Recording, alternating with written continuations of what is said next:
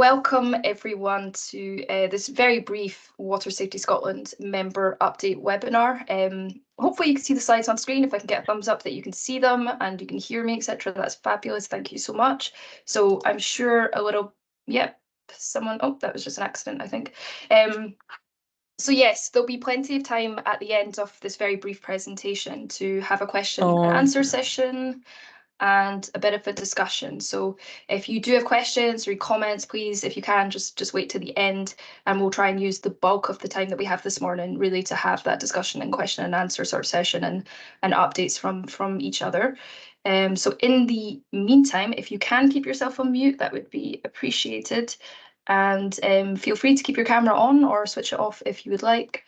If you have absolutely essential questions that you really want to ask at the time, feel free to raise your hand, but otherwise, if you can keep them to the end, that would be appreciated. So very, very briefly, you'll all know me. My name is Carly McAvoy. I'm the Leisure Safety Manager for ROSPA and the founder for Water Safety Scotland. On the steering group today with me, I also have James Sullivan. So James, would you like to just introduce yourself briefly? Yeah, good morning everyone. My name's James Sullivan. I'm a station commander on the fire service where I have the lead role for water safety nationally, and I was until the end of last month the chair of Water Safety Scotland, but we will cover that throughout today's update. So welcome along everyone and thanks for your time. Fabulous. And joining us as well as a new Water Safety Development Manager for ROSPA and Water Safety Scotland is Emma Dudley, who will just like introduce herself as well. Yeah, morning everyone. I'm Emma Dudley and I'm the new Water Safety Development Manager for Water Safety Scotland and ROSPA, and it's great to meet you all, and I'm excited to work with everyone. Fabulous, thank you. And we'll let everyone introduce themselves towards the end during the question and answer session, just so we can get through the bulk of this. So please, don't worry, there aren't too many slides, but we did want to give you like a very good overview of all the amazing work that the subgroups and our partners have been doing over the last 6 months or so since we met, and then a brief look at what our plans are for the summer before we move into that discussion and question and answer session, which James will facilitate, which is much appreciated. So very, very quickly, as I said, we'll go through these slides quite fast because we want to use the bulk of the time together to have discussion, but we'll quickly look at some key changes in Water Safety Scotland. We will look at plans for spring summer. We'll look at the achievements which we've had, which is actually missing from this agenda. We'll look at the next annual information exchange meeting, and then we'll move into that question answer session. So in terms of the brief achievements, and I will say that this is just a very brief look. A lot of you are heavily involved in a lot of the subgroups. There's an amazing amount of work that is happening across Scotland and across these subgroups. So we've just picked out a couple. Otherwise, we could be here for days probably talking about all the incredible work that we all do together. But we want to just pick out a couple of the ones that are quite new or just happening. So very briefly, we'll look at the drowning and incident review just to give you a quick update. We'll look at the unique location code guidance, water safety signage research, experiential learning guidance, and briefly at the multi-agency incident response guide. So bear with me. I won't talk about DIR too much because there is a webinar on the drowning and incident review tomorrow that James and myself are running. So if you haven't signed up for that, please feel free to. We can drop the link into the chat if you want to.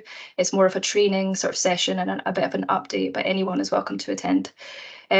So for those that don't really know or have forgotten, or it's been a while, the drowning and incident review basically aims to gather data and understand the factors that contribute to a water-related incident to help us locally and nationally gain a better understanding of how we might prevent a future occurrence. So as I'm sure most of you know, the DIR has been running since May 2023, so it's not quite complete in its first year, but it will be in the next 2 months, and we can say that the process is running really well, and you can see some very brief stats on the screen, which I'm just going to say is subject to change based on a couple of late classifications from the PF that might just change things ever so slightly. But since May, we've had about 73 SOR forms, 67 confirmed fatalities, 31 have progressed to DIR, and 22 DIRs have been completed so far.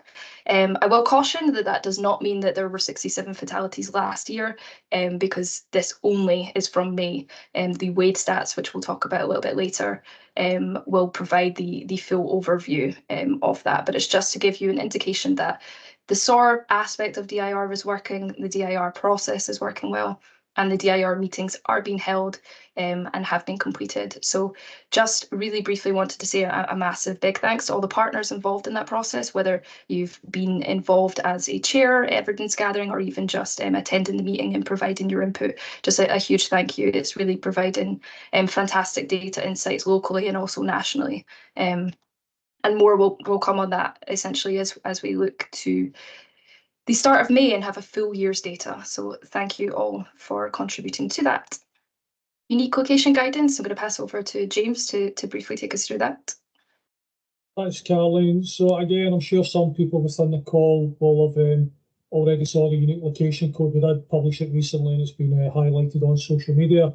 But as we all know, as a group of members, we work together to prevent water-related fatalities, and we do that through the implementation of Scotland's Drowning Prevention Strategy and the Minister's Action Plan. So as part of those work streams, there's a key focus on safety signage which can alert public to the dangers of water in known high-risk areas.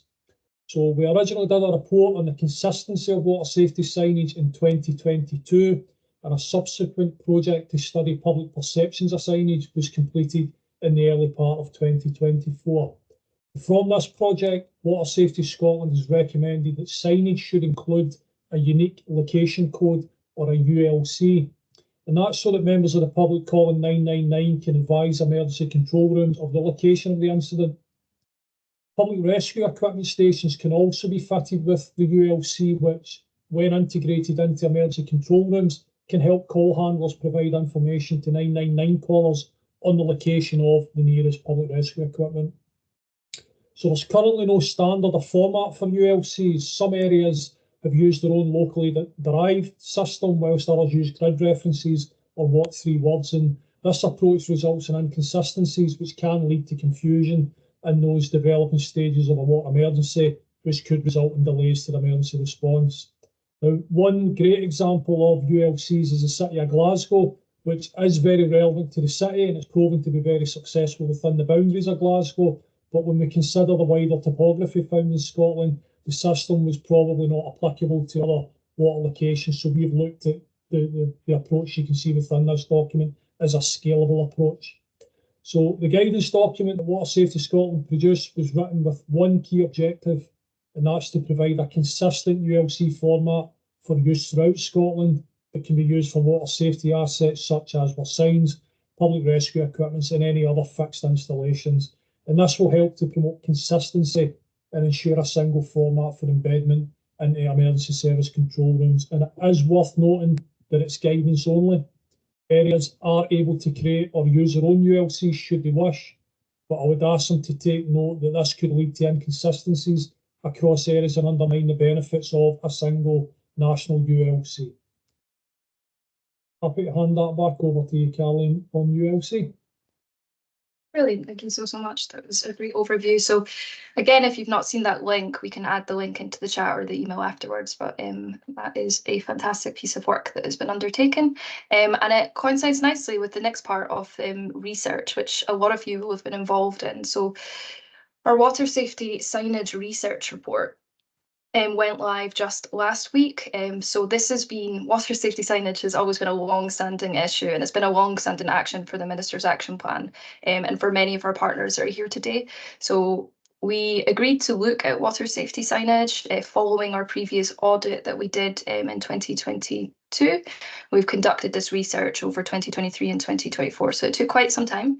But essentially our aim was to look to see if we could design and create signs that were both useful for the emergency services, useful for landowners, you know, incorporated the information that was needed, but was also in a way that was understandable to the public and understandable to those that, you know, don't know water safety very, very well. So you can read this report. It goes into a lot of detail, but basically it was a three-phased project that we undertook with Loch Lomond and Trossachs National Park.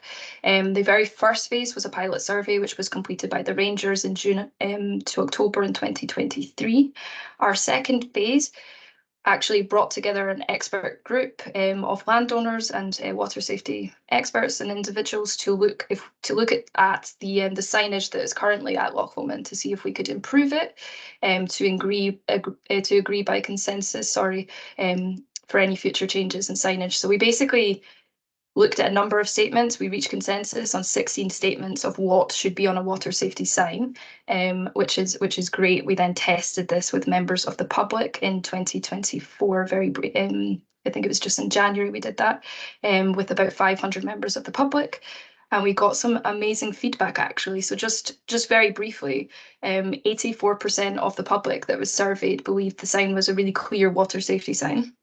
75% agreed that the location information was really clear, and that links nicely to the unique location codes. 90% understood the different hazard information and identification, which is super, super important, and really, really positive that people are understanding what hazard identification and signs are. And essentially, without going into any more detail, because again, we could talk about this for hours. This provides a really great basis that Water Safety Scotland, that partners around the table can now look at, take this research and create guidance specifically for signage that can be used, which matches the unique location guide. The unique location codes guide. So we haven't put a picture on the screen of what the signage looks like because I don't want to sidetrack, but feel free to look at that report. As I said, it just went live last week, and it's a great piece of work and hopefully something that will be able to move us forward. So thank you to everyone who was involved in that.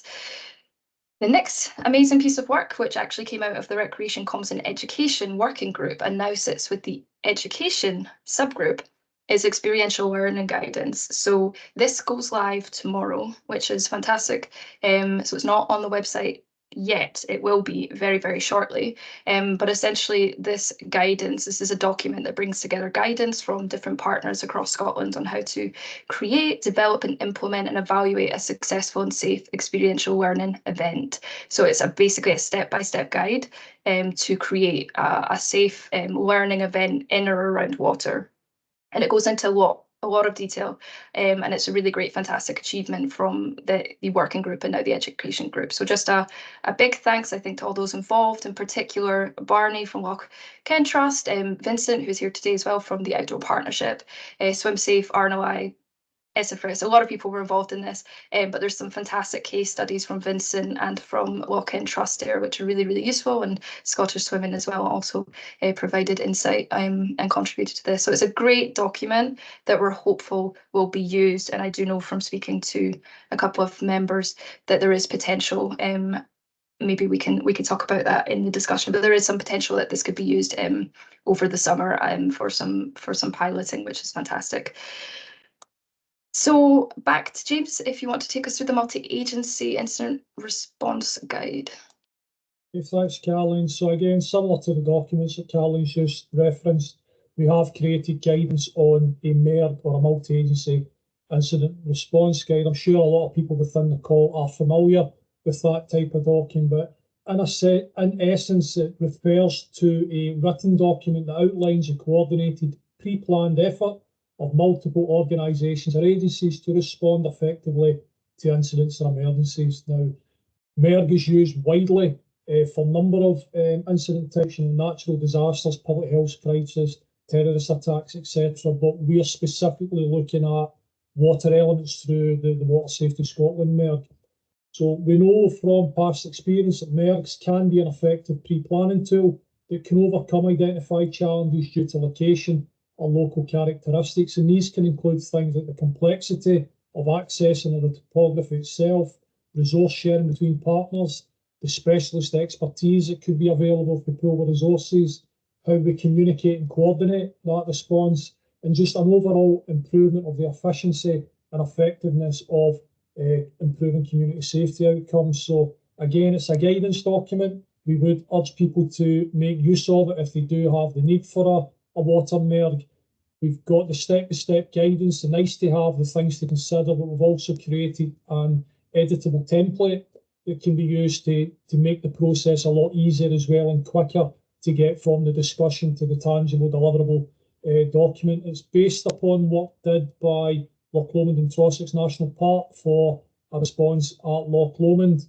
and we do believe that it will be something that can help partners. And my understanding is that it will be released either next week or the week after, but it is very soon coming, certainly before the end of the month. So I'll put your hand back to you again on that one, Caroline.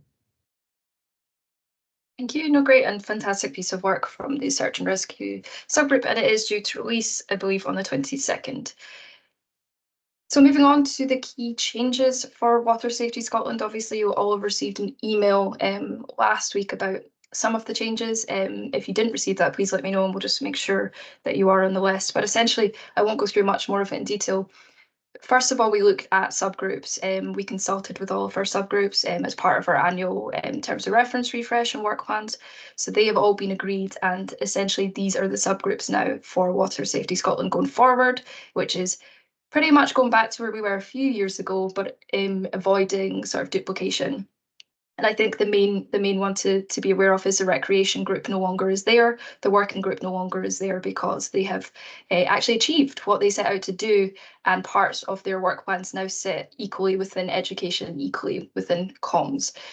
So again, we can come to questions at the end if anyone has any questions, but this is the structure going forward for Water Safety Scotland. I think the more pressing issue, and not pressing issue actually, I think the more interesting update is obviously that from our governance consultation back in 2022, we were implementing short-term changes and they've all been completed. So obviously we've done the subgroups, which is fantastic. We've widened the membership of the steering group into 5 groups, which are now on the screen. And we've discontinued what used to be called the main group in favour of an annual event, which we'll go to later, and also this webinar. And you'll know, or those that will know that were at the webinar last year, that to ensure the sort of smooth implementation of these changes, a chair was elected previously for a year, and James, who's here, obviously kindly took the role. And I'm very happy to say that James will stay on in the steering group, and that we thank him immensely for chairing us during the last year and just getting us into this new structure, which hopefully will reduce the demand on the steering group members so that there's more of an equal share of chairing, co-chairing, and an equal share of responsibility, rather than it say fall on the chair and the secretariat. So we hope that this will be a much more inclusive and yeah, just reduce that demand, and it hopefully will allow more organisations in the future to be involved in steering group. So I have to say, obviously, that ROSPA's role remains unchanged. We still function as secretariat and steering group with the overall accountability, but hopefully this will ensure a slightly, as I say, easier structure for those that are involved. And just to highlight now, I think that the next steering group election will be February 2025, so a year from now, when we will look at those 5 organisations. So if it's something that an organisation is interested in being part of the steering group, I do suggest have a look at the terms of reference, have a look at the roles and responsibilities, and have a consideration to see if this is something that you want to put yourself forward for as your organisation, potentially onto steering group for next year. Hopefully that all made sense. It's not huge changes, but it's just additions and trying to get ourselves into the structure that we agreed as part of our consultation in 2022. So moving on from governance, just very, very quickly, we'll take you through the current plans for spring summer. So I'll look at the wage release, the 2024 comms toolkit and the additional mini toolkits before we then move on to our sort of discussion and looking at some other plans. So very briefly, the wage release, as always, the data subgroup looks at the wage data, and we've been matching DIR and SOAR data to wage data. The anticipation, I believe, is for wage data to go out similarly to last year around about the 20th of May. We will have a date confirmed in the next week or so, but it will be around that time. So as usual, the data subgroup will be in charge of putting a trend report together to see how the stats have changed over the last 5 years, and we'll also ensure that we write to local authorities and MSPs with the report organisations and highlight the data and the report to press. So at the moment, I can't say any more about what those stats may look like in comparison to previous years, because it's still going through all of its final conclusions and quality assurance, etc. But we can potentially discuss that slightly later. But for your calendars, it's likely to be mid-May for the wade release. For spring summer, Royal Drowning Prevention Day is going to be the big day again. We know that's on the 25th of July. I can say that currently we're actually looking at changing the location of Royal Drowning Prevention Day, so it's hopeful that it might actually be at Loch Lomond and Trossachs National Park at Balloch in Lomond Shores. And this is hoped to be a new opportunity really to work with different partners in the local area and actually focus the day more on being in and around the water, because for those who were at Falkirk, although it was a fantastic event, fantastic place, there were issues with the water quality, which meant that it was limited in what could be done. So we're hopeful that somewhere like Loch Lomond that has better water quality might provide new opportunities. So I think an ask out to anyone who wants to be involved with World Drowning Prevention Day, whether it is a stand, whether it's potentially doing a demonstration, whether it's being in the water, or whether it's funding, which is never popular, but I do have to ask because these events do cost money. If you do, please do get in touch. We are not looking for huge amounts of funding, but if you did have a little bit, it would really help ourselves in Scottish Water in the planning. And I know some of you have already offered some, which is greatly appreciated, but we do need a certain amount for the event to run. So, and equally, if you don't have any funding, but you think you want to be involved in comms, or you think that you can help us do something, we'll always take the help. So please do get in touch. And obviously stands and demonstrations as well are hugely appreciated. So moving on, the 2024 comms toolkit is with you. It's all in process. I've already seen a lot of you are using it, which is absolutely fantastic. And as part of that toolkit, we agreed to sort of focus on a number of specific topics, which we know come back time and time again. And so these toolkits are on this. I don't know if that's really blurry. On my screen, it's super blurry.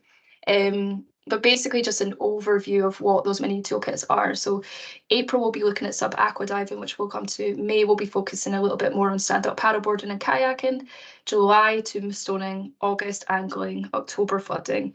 And December, ice safety and alcohol. And we'll also have some focus in there on heat waves, weather dependent, of course, if it happens this year. And what we mean by mini toolkits is essentially we're just going to put a little bit more focus on each of these topics. So as an example, and Laura, I hope you don't mind I've used you because you're first.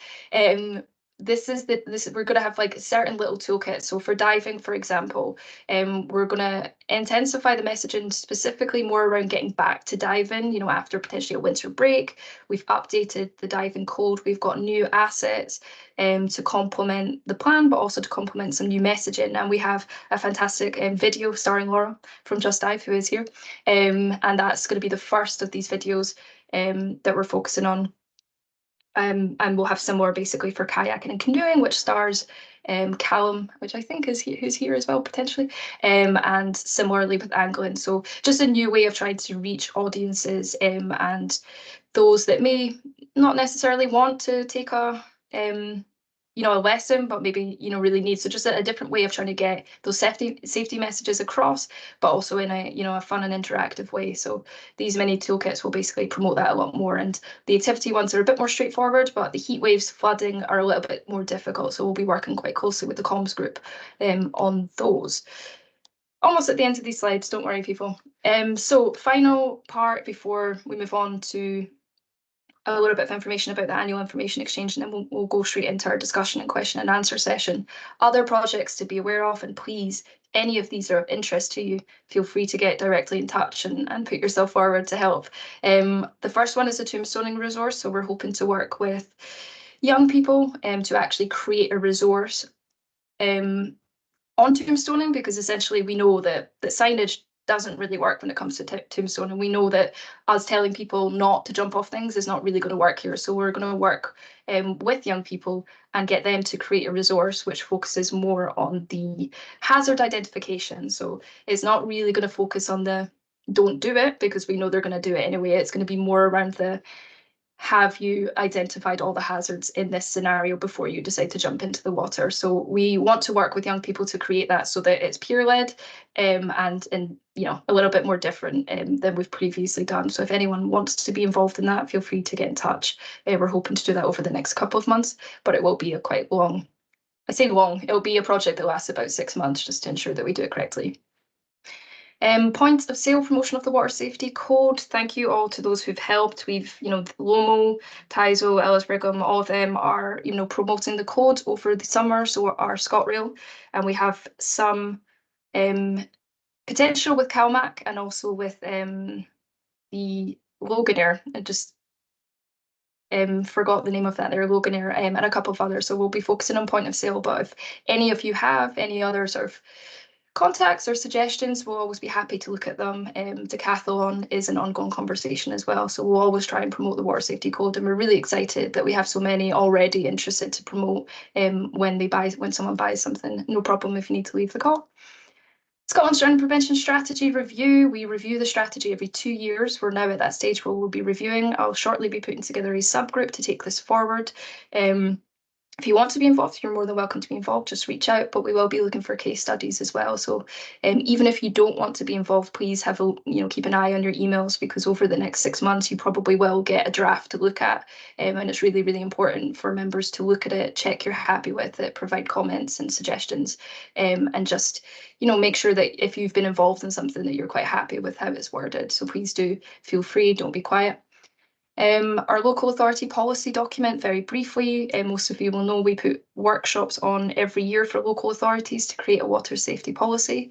I think we reached a point last year, James, I think you'll agree, where it was kind of the same information, and organisations, local authorities, have got to a point where they've got so individual, at such a point where, they actually need one-on-one support as opposed to coming to a workshop. So we've agreed to do one-to-one sessions with local authorities, and we're also going to create a policy document guide. There is one that's very old, I think it was 2012, so we're going to update that, and it will be a how-to guide for local authorities just to help them, and hopefully that will help. And if anyone wants to be involved with that, again, feel free to reach out. Our search and rescue subgroup will be looking at national guidance. It just says SAR national guidance. National guidance for running, basically, something you might be able to input into this more, but basically guidance on how to do a national event, essentially. And I don't know what I'm trying to say here. I'll just hand over to you, Sully, for this one. Yeah, what we're looking to do is create another step-by-step process that people can take into consideration should they wish to run a local or national event. So it will be tiered into the small number of steps that you need to take for a local event, with the additional elements you would require for a national event and the considerations, etc. And it will tie into existing guidance on emergency service exercising. So it'll be a coordination and a bringing together of the elements that we need for a water safety project. Fabulous. And if anyone would like to be involved in that as well, please do reach out either to the SAR subgroup chair or to info@, and we'll put you in touch. And then lastly, that signage and unique location code stuff that we talked about, that will be going into a pilot phase. So Lee from the park has agreed to pilot this. If any other areas want to pilot it, we're more than happy to help. Obviously, we cannot pay for signage, but we can certainly be involved and help and provide insight. So that will be happening in the Loch Lomond Trossachs National Park, and I do know a couple of other areas. So finally, a date for your diaries. The next annual information exchange meeting will be the 22nd of October. For those that attended last year, it was held at Campus Lang in SFRS in September. It will be held in October this year, a full day again, 9:30 to 3:30, and we'll currently be putting forward some suggestions for agenda items. But if there's anything that you really want to happen at that day, or you would really like, please do let us know, and we'll investigate possibilities. So date for your diary, but it will go out in email as well. So finally, you've listened to me for 25 minutes and I can now be quiet. But this is the opportunity that we really want in this discussion time to have together and to have questions and answers and discussion. So I'm going to pass over to James, and I'm going to stop sharing my screen just so we can see everyone. Thank you so much.